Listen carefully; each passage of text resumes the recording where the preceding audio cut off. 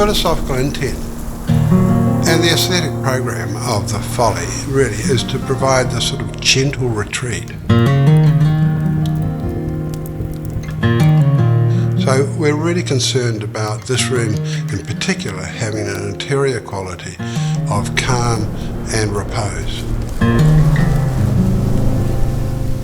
I'm Pip Cheshire and I'm from Cheshire Architects, and I'm sitting in the Folly, which is on the clifftop at Takapuna in New Zealand.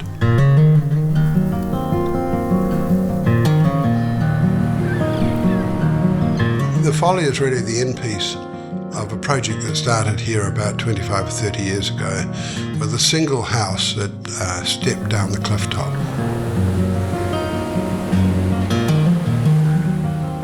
The clifftop faces the east, and so the original house didn't get a great deal of midday and afternoon sun. And so about maybe 8 or 10 years ago, we started building an extension out to the north. And the Folly then sits at the very northern end of the property, and in that process shields the house to the north, as well as providing a foil to the formality of the main house.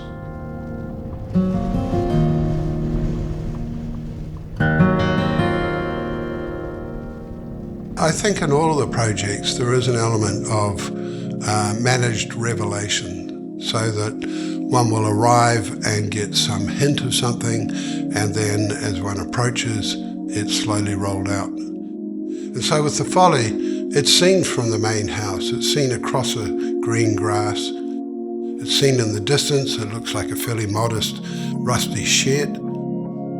But as one comes through the door, one realises that there's a level of consideration and luxury that's been provided, so that there's a place for everything and everything in its place, although it looks very casual and very informal. The floor plan of the building really is in two halves because it has two functions. The first half is a garden shed. The second half is the retreat in the guest house. And so the insideness of this building is really important. It's essentially a rectangular room. Everything is visible when you walk through the door. And the fireplace represents the eastern enclosure of the wall. So there's an outdoor room immediately beyond the fireplace, a terrace where one can sit and look out on the Hauraki Gulf. And one sees that through Pahutakawa trees. It's not a place for viewing the far horizon. One's contained within the terrace and within the whole Folly complex.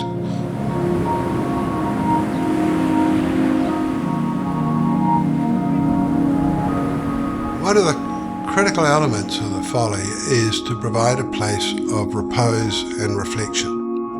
And so the qualities of the space that generate that or facilitate that are really important.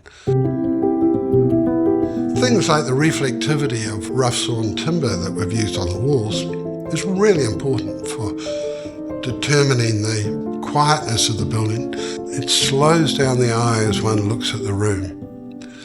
And that, it seems to me, is part of the qualities of warmth and enclosure. I think too the fact that the materials are used consistently, so the same material is used for the walls, the floor and the roof. But for all of that, we were really interested in the building suggesting some of the humble qualities of the earlier miners' cottages. And so from the outside the materials are corrugated iron, but rusted. You know, the implication is that the building has been here for a very long time and the iron has rusted. When I look around here, I see extraordinary endeavour by a large number of people.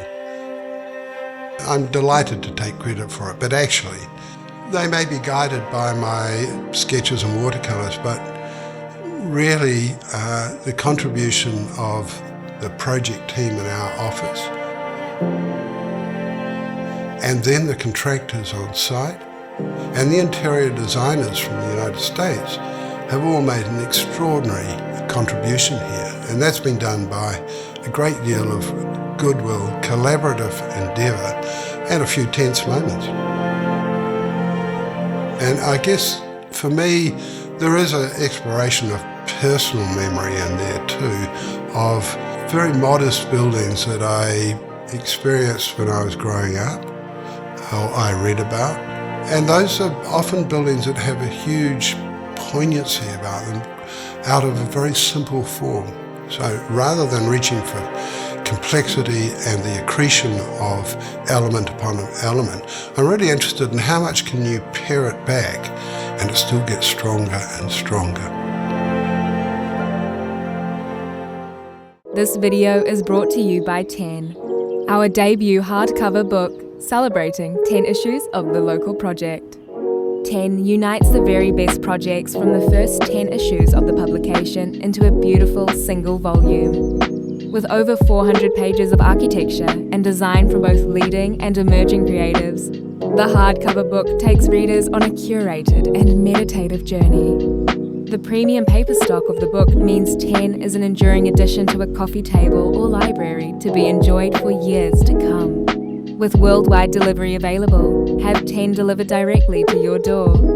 Head to the link in the video description to purchase your copy now and use the code BOOK5 at checkout for a 5% discount.